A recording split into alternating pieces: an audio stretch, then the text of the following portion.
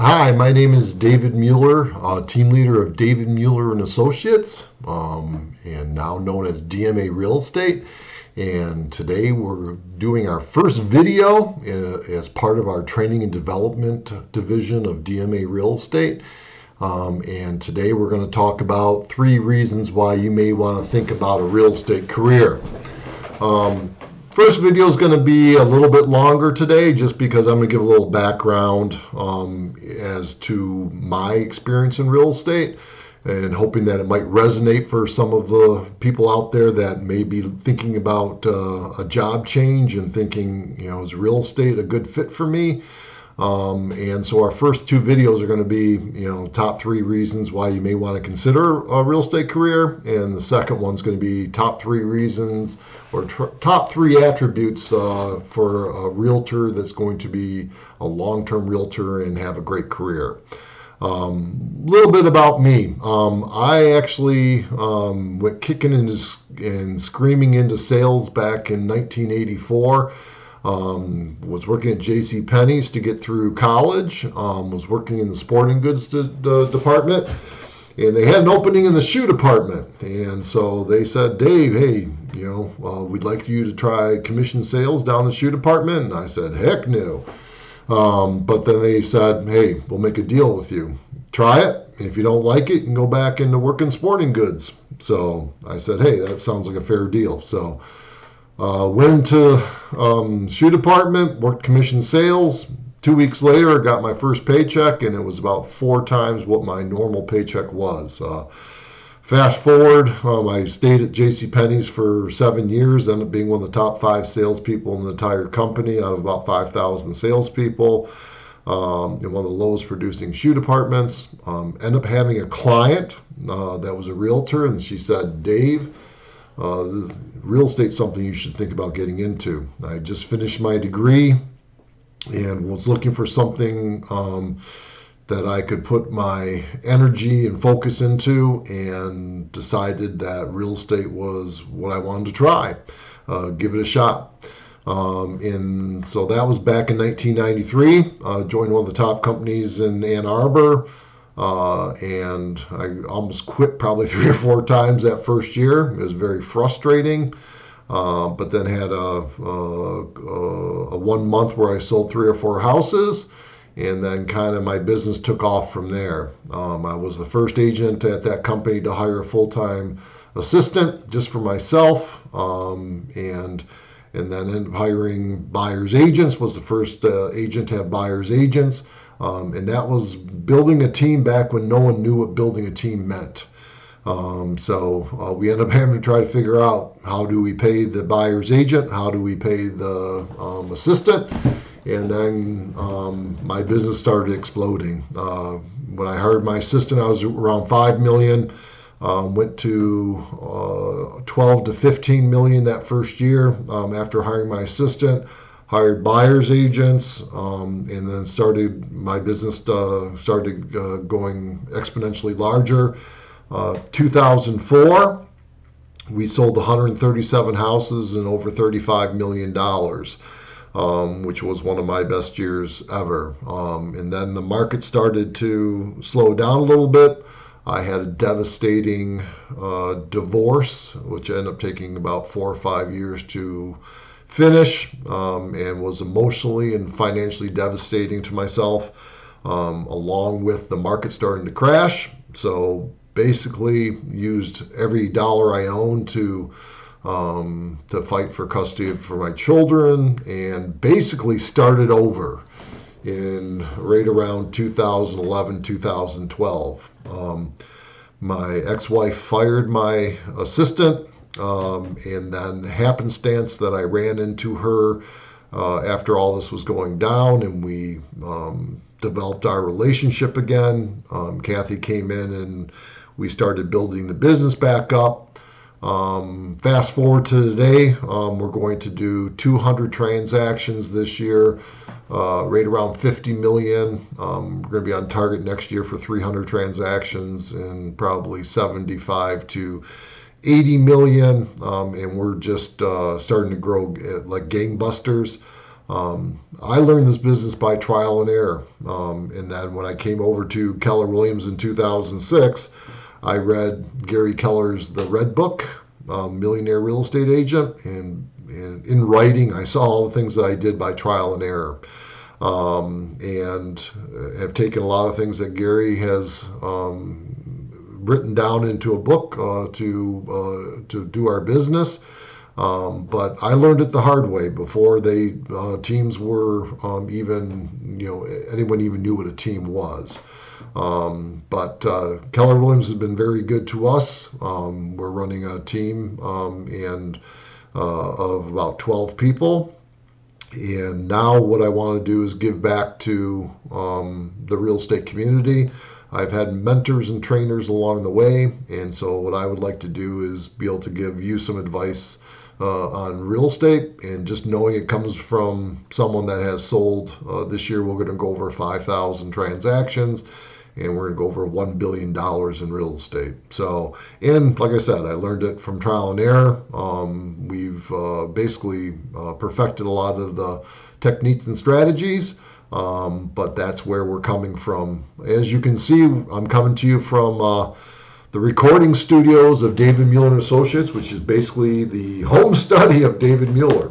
And you can see that we don't have a large interior design budget. So you see a real estate sign there for David Mueller and Associates. So that being said, what we're going to do in this format is we're going to do a top three format. And the reason for top three format is anyone that knows me knows that I don't have a huge attention span. So top 10 doesn't work. And anyone that wants to get information to me knows that they better get in the first couple of sentences, or I'm probably not going to read it. So today what we're going to do is we're going to talk about the top three reasons why you may want to consider a real estate profession. So the first one we're going to talk about is you run your own business. So I am a businessman first, I'm a realtor second. And so one of the great things is that every morning when you wake up, you decide whether you're employed or not. You decide whether you have a job or not. If you are a hard worker and have great work ethic and want to work 10 hours a day, etc., you're going to be rewarded for that. The nice thing about running your own business is, again, when you work for somebody else, they are leveraging you to build their business. So what they're doing is hiring you to do a task, and then you're basically helping them buy that yacht or that bigger home, etc. When you're in real estate running your own business, all your hard work goes toward your success. And eventually you want to be able to build so you have a team, so that you have a residual income coming in down the road. And then the other part too is it helps you develop an exit plan. But if you have an entrepreneurial spirit and want to own your own business, this business is very low capital to begin with. You got to work a lot of hours to begin with to develop your business. But if you work hard and take care of your clients, you can build a big business. The second one is the flexibility of the schedule that you have. Now, I know my business partner Kathy and I go round and round on this, that you don't have a whole lot of flexibility when you first get started. So just be aware when you first get started, you're going to try to be available for your clients as much as possible. But the nice thing is that as you grow your business, you end up developing, putting a schedule together where your personal time becomes an appointment. So if you want to go to your children's baseball game or soccer game, etc., you schedule that like an appointment. If you want to go out and play a round of golf, that's an appointment. And then your clients will respect the fact that you've got a life and you put that into your schedule. So the nice thing is that you can basically take back some of your time. And one of the things that I tell people all the time is in hiring a team, I probably don't make a whole lot more money than I did when I was doing this on my own, doing $5 million a year than doing $50 million on a team. But what I've done is I've taken back my time. And to me, time is the most valuable asset that one has. So just to be able to spend more time with your family and to be able to have that flexibility is definitely one of the pluses of this business. One of the great things for me, number 3, is there's no glass ceiling. So you can make as much money as you want. Selling shoes, I'll be right up front with you. I was making $40,000 to $50,000 a year, thinking I was living high in the hog, no financial worries, etc. And I said, hey, you know what? This is cool. And then when I got into real estate and started putting the same amount of effort, etc., the income started exponentially getting larger and larger. And then the biggest issue is having a big enough vision of what your business can be, and then also having a vision of what it might be down in the future. It's going to be only limited by as much work as you want to put into your business, and as big of a vision as you can have. And I think that's one of the biggest obstacles that a lot of people getting into the business have, is they have a small vision of what their business can be. So the larger the vision, the larger the work ethic, your business can be as large as you want to be. And a lot of it's going to come down to is, do I want to make a lot of money? Do I want to have free time? Again, those are all great questions to ask, and this business can let you do all 3 of those. So those are basically my top 3 reasons why you may want to consider a real estate career. I have told people in my life that for 28 years now, I have not worked a day in my life. I enjoy what I do. I can't imagine not doing it every day. There may come a day where I don't have to, but like I said, this is more of a hobby for me than it actually is a job. And I'm from that school that if you love your job, you've never worked a day in your life. So if we can help you with that initial decision of, should I do real estate, should I not?